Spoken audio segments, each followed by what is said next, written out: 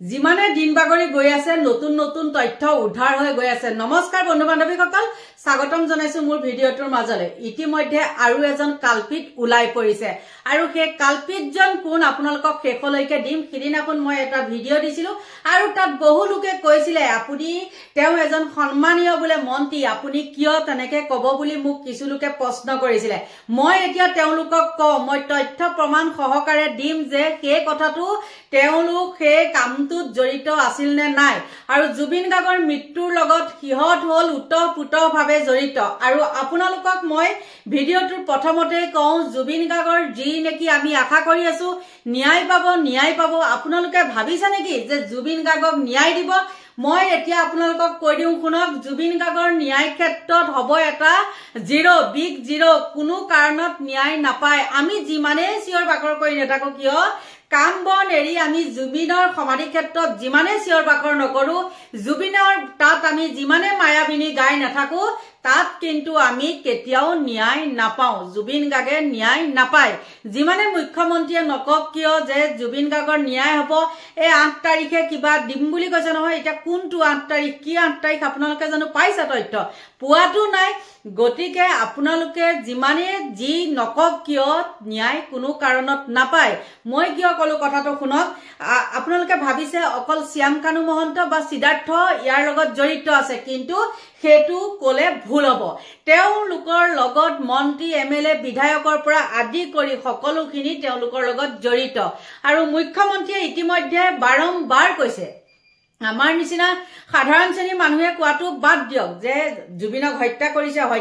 আমাৰ নিচিনা মানুহে কোৱাটো এটা সাধাৰণ কথা, কিন্তু মুখ্যমন্ত্ৰীয়ে খুদ কৈছে যে তেওঁক হত্যা কৰা হৈছে। আৰু এই কথাখিনি মই কিয় কলো সেইখিনি কম আপোনালোকক। তাৰ আগতে মই কব লাগিব, কৃষি মন্ত্ৰী অতুল বৰা যি নেকি কি হল AGPৰ হবলা নহয় জানো, AGPৰ সভাপতি বোলে তেওঁ। আৰু আজিকালিতো AGPৰ কোনো নাম গুণে নাই। আৰু সেই AGPৰ সভাপতিজনকে মই কিনাখন কৈছিলো খাপলাংকাই। তেওঁক দেখিছিলে নে আপোনালোকে? জুবিন গাৰ্গৰ মৃত্যুৰ পিছত তেওঁ কিন্তু মুখৰ মাত নাছিলে। আৰু এই দুদিনমান হৈছে তেওঁ একদম জুবিন গাৰ্গৰ মানে বাৰ্থডে পাতিছে। মৃত্যুৰ পিছত তেওঁ বাৰ্থডে পাতিছে আৰু তেওঁ দেখাইছে যে আমি বাৰ্থডে পাতিছো AGPয়ে। আৰু সেইখিনিয়ে হল ধেমাধৰা, আমাৰ মুখ্যমন্ত্ৰীৰ ধেমাধৰা হল সেইজন এজন খাপলাংকাই। মই আকৌ কৈছো খাপলাংকাই। আৰু চিৰিয়েলত থকা খাপলাংকাই কথা মই কোৱা নাই, কাৰণ এইজনে জুবিন গাৰ্গৰ যি নেকি শ্যাম কানু মহন্তৰ যিখিনি তথ্য আছিল, তেওঁ কিমান টকা শ্যাম কানু মহন্তক তাত যাওঁতে দিছিল ছিংগাপুৰত, সেইখিনি তথ্য নিদিয়াৰ আঁৰত তেওঁ কিবা হাত থাকিব লাগিব, নহলে তেওঁ কিয় মানে সেইখিনি প্ৰতিবেদন নিদিব। আৰু মই আপোনালোকক কম এতিয়া কথাটো, সেইখিনি মই আপোনালোকক পিছলে দেখাম। সেই খাপলাংকাইৰ লগত কেনেকৈ জড়িত শ্যাম কানু মহন্ত, শ্যাম কানু মহন্তই কিমান ঠাইত হাতুৰা মাৰিছিল, আৰু শ্যাম কানু মহন্তৰ লগত এইসকল মন্ত্ৰী MLA সকলোখিনি যে জড়িত আছে, বা জুবিন গাৰ্গৰ হত্যাৰ লগত যে জড়িত আছে, এইবিলাক জল পট প্ৰমাণ। আৰু এইবিলাক প্ৰমাণ থকাৰ পিছতো মুখ্যমন্ত্ৰীয়ে এই 2 মাহ পাৰ হৈ গল, আপোনালোকক দিলে নে ন্যায়? নিদিয়ে। তেওঁ আভুৱা ভাৰি থৈ দিছে। 8 তাৰিখে তেওঁলোকে ন্যায় দিব। আৰু কি ন্যায় দিব হ'ব মই আপোনালোকক কম। এতিয়া কওঁ শুনক। প্ৰথমতে মই কৈ ল'ব লাগিব, মুখ্যমন্ত্ৰীয়ে আপোনালোকক আকাৰে ইংগিতে কৈছে যে চাৰ্জশ্বিটখন যেতিয়া পৰিব তেতিয়াই তেওঁ মানে কৰিব। চাৰ্জশ্বিটত কি আহিছে ইতিমধ্যে তেওঁ গম পাইছে। আৰু প্ৰথম কথাটো হল কি, জুবিন গাৰ্গক তেওঁ বন্ধুসকলে অতিমাত্ৰা মদ খুৱাইছিলে। চাবৰে মুখ্যমন্ত্ৰীয়ে কোৱা কথাখিনি, অতিমাত্ৰা মদ খুৱাইছিলে। আৰু খোৱাৰ ফলতে জুবিন গাৰ্গৰ সম্পত্তিৰ লোভত তেওঁক অতিমাত্ৰা মদ খুৱাইছে। আৰু চাৰ্জশ্বিটখনত কি হ'ব জানেনে? অতিমাত্ৰা মাদক দ্ৰব্য সেৱন কৰি জুবিন গাৰ্গ মানে সাগৰত পৰি মৃত্যু হৈছে। কাৰণ তেওঁ আমুক এটা বেমাৰ আছে, তামুক এটা বেমাৰ আছে, লাইফ জেকেট পিন্ধা নাই। এইখিনিয়ে হ'ব তেওঁলোকৰ চাৰ্জশ্বিটত থকা প্ৰমাণ। আৰু তাৰ বাদে আপোনালোকে যদি ভাবিছে যে জুবিন মানে সিদ্ধাৰ্থ হত্যা মানে যিসকল গৈছিলে, যিসকল এতিয়া জেলত আছে, তেওঁলোক কি হ'ব, জেল ফাঁচি হ'ব বুলি ভাবিছে নেকি? কেতিয়াও নহয়। আৰু তেওঁ তাত মানে আছে, উল্লেখে আছে, যি নেকি প্ৰাপ্তবয়স্ক মানুহে যদি মদ খায়, কাৰোবাৰ লগত যদি কোনোবা বন্ধুৱে যদি মদ খায়, তাত কোনো কেছ হ'ব নোৱাৰে। কাৰণ জোৰ জবৰদস্তি এজন মোৰ সচেতন মানুহক কেতিয়াও মানে মদ খুৱাব নোৱাৰে। সেইবিলাকেই আহিব মানে চাৰ্জশ্বিটত। আপোনালোকে লিখি থওক মই কোৱা কথাটো যদি মিছা। আৰু কোনো কাৰণতে ন্যায় নাপায় মই আকৌ কৈছো এইখনে হ'ব চাৰ্জশিট আৰু 8 তাৰিখ বুলি কৈছে হয়তো অহা 8 তাৰিখ নে কি 8 তাৰিখ মই নাজানো আপোনালোকে জানে যদি ক'ব কিন্তু এইখিনিতে আপোনালোকক মই কওঁ আপোনালোকে বেয়া পাব নালাগে কালি এটা মই ভিডিঅ' দিছিলো আৰু সেই ভিডিঅ'টোত কোনোবা এজনে নহয় বহুতখিনিয়ে লিখিছে আৰু দকৈ ভাবি চাবচোন মই কোৱা কথাখিনি যোনে জুবিন অনুৰাগী কোন নহয় সকলোৱে হয় নহয় জানো তাৰ মাজতো কিন্তু বহুতখিনি মানে কি ভুৱা আছে ভুৱা কিন্তু তাৰ মাজতে কোনোবা এজনে মোক বহুত সুন্দৰকৈ কমেন্ট এটা দিছে যে আৰু আপোনালোকে নিজে এবাৰ ভাবি চাওকচোন যেতিয়া নেকি আপোনালোকৰ ঘৰত মানুহ মৃত্যু হয় তেতিয়া বাৰু আপোনালোকে দহাকা যোৱাৰ পিছতো সেই ফটো এখন লৈ পেলাই বাৰু ধূপ চাকি জ্বলাই থাকে নেকি এতিয়া কিছুমান মানে জানে ন আজিকালি জানা মানুহ বহুত নহয় জানা মানুহ বহুত কাৰণে কি হয় জানে মানে বিপদ হয় খুদে প্ৰতি বিপদ হয় যে কাৰ বাৰু হয় আপোনালোকে চাবচোন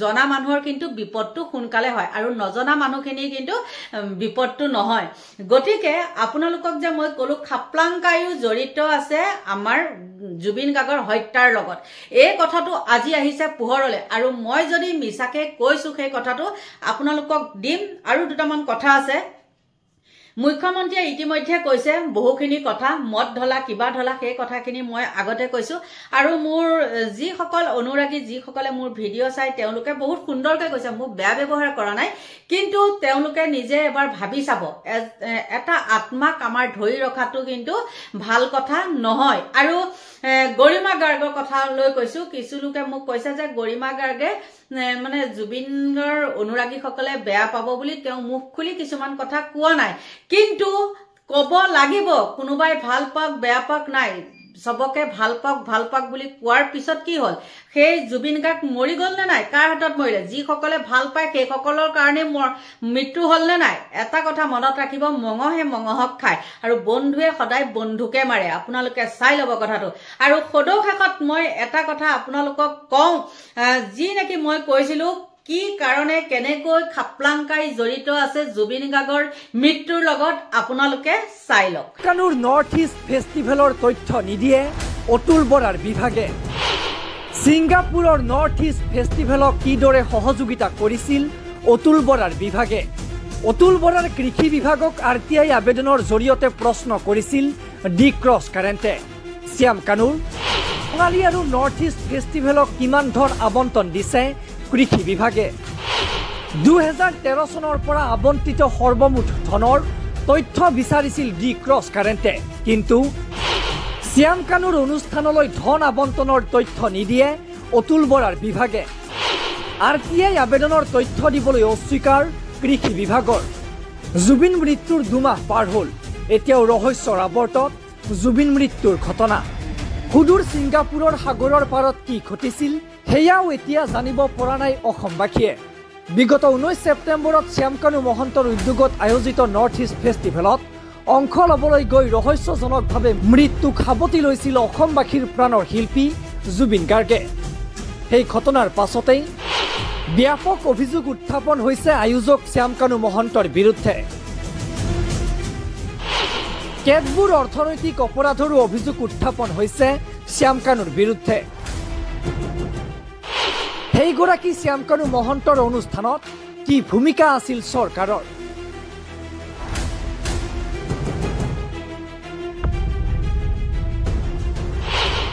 চৰকাৰী বিভাগে কিদৰে সহযোগিতা কৰিছিল শ্যাম কানুক অসমবাসীৰ মনত উত্থাপন হৈ থকা এনে কিছুমান প্ৰশ্নৰ উত্তৰ বিচাৰি মন্ত্ৰী অতুল বৰাৰ কৃষি বিভাগত এক RTI আবেদন দাখিল কৰিছিল ডি ক্ৰছ কাৰেণ্টে RTI আবেদন যোগে ডি ক্ৰছ কাৰেণ্টে সোধা প্ৰশ্নসমূহ আছিল বছৰি ৰঙালী নৰ্থ ইষ্ট ফেষ্টিভেল আৰু নৰ্থ ইষ্ট ইণ্ডিয়া ফেষ্টিভেললৈ কিমান ধন আবণ্টন আৰু মুকলাই দিয়া হৈছে অনুষ্ঠানৰ বাবে দাখিল কৰা আবেদন আৰু বাজেটৰ কপি বিচৰা হৈছিল RTI আবেদন যোগে শ্যাম কানু মহন্তৰ এইকেইটা অনুষ্ঠানলৈ ধন আবণ্টনৰ অনুমোদন পত্ৰৰ প্ৰতিলিপিও বিচৰা হৈছিল একেখন RTI আবেদন 2013 চনৰ পৰা RTI আবেদনখন দাখিলৰ দিনটোলৈকে এই সন্দৰ্ভত বিচৰা হৈছিল সবিশেষ তথ্য কিন্তু শ্যাম কানুৰ অনুষ্ঠানলৈ ধন আবণ্টন দিয়াৰ তথ্য নিদিয়ে কৃষি বিভাগে ধন আবণ্টন দিয়া হৈছে নে নাই সেই কথাও নকয় অতুল বৰাৰ বিভাগে বিগত 8 অক্টোবৰত কৃষি বিভাগত দাখিল কৰা হৈছিল এই আবেদনখন পৰৱৰ্তী সময়ত এই সন্দৰ্ভত তথ্য প্ৰদান কৰিবলৈ RTI আবেদনখন কৃষি সঞ্চালকালয়লৈ প্ৰেৰণ কৰে কৃষি বিভাগে। পৰৱৰ্তী কৃষি সঞ্চালকালয়ে দি ক্ৰছ কাৰেণ্টে পত্ৰ প্ৰেৰণ কৰি এই সন্দৰ্ভত তথ্য প্ৰদান কৰিবলৈ অস্বীকাৰ কৰে। RTI আইনৰ 818 আৰু 22 ধাৰাৰ অজুহাত দেখুৱাই এই তথ্য প্ৰদান কৰিবলৈ অস্বীকাৰ কৰিছে কৃষি সঞ্চালকালয়ে। কিন্তু তথ্য জনাৰ অধিকাৰ আইনৰ ধাৰা 818 অনুসৰি এনে কোনো তথ্য যিয়ে অপৰাধীৰ অনুসন্ধান কৰায়ত্ব বা অভিযোগনামা দাখিলৰ প্ৰক্ৰিয়াক বাধাগ্ৰস্ত কৰিব পাৰে সেই তথ্য প্ৰদান কৰিবলৈ বিভাগীয় কৰ্তৃপক্ষ বাধ্য নাথাকিব। তদুপৰি শ্যামকানু মহন্ত ইতিমধ্যে কাৰাবন্দী হৈ আছে। গতিকে এইসমূহ তথ্যই অনুসন্ধান প্ৰক্ৰিয়াক বাধাগ্ৰস্ত কৰাৰ কোনো সম্ভাৱনা নাই।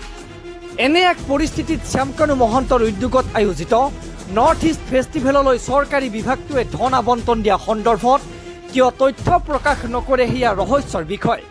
প্ৰশ্ন উঠিছে, শ্যামকানুৰ ৰঙালী নৰ্থ ইষ্ট ফেষ্টিভেল আৰু নৰ্থ ইষ্ট ইণ্ডিয়া ফেষ্টিভেললৈ আচলতে বিগত 12 বছৰত কিমান ধন আবণ্টন দিছিল কৃষি বিভাগটোৱে? প্ৰশ্ন উত্থাপন হৈছে। এইসমূহ প্ৰশ্নৰ উত্তৰ দেখিলে নিশ্চয় আপোনালোকে সেই কাহিনী ভাগ। এতিয়া কওকচোন, আপোনালোকে সেদিনাখন যে মোক কৈছিলে কিছু লোকে আপুনি কিয় খাপলাংকাই বুলি কব, এইবিলাক মানুহ সন্মানৰ যোগ্য নেকি? আপোনালোকে সন্মান কৰিব পাৰে, আপোনালোকৰ কিবা স্বাৰ্থ থাকিব পাৰে, কিন্তু আমাৰ স্বাৰ্থ নাই। আমি সদায় ডেম কেয়াৰ। সঁচা কথা কৈ লাগে কাৰোবাৰ ওচৰত চৰ খাই আহিম, কিন্তু মিছা কথা কৈ কাৰোবাৰ তলুৱা চেলেকিবলৈ যোৱা মানুহ এই ৰুণজুন নহয়। গতিকে বন্ধু বান্ধৱীসকল, আপোনালোকৰ পৰা লৈছো বিদায়। যদি ভুল হৈছে ক্ষমা কৰিব, আৰু এতিয়া সকলোকে মানে সুস্বাস্থ্য কামনা কৰি মোৰ ভিডিঅ'টো সামৰণি মাৰিছো। বাই।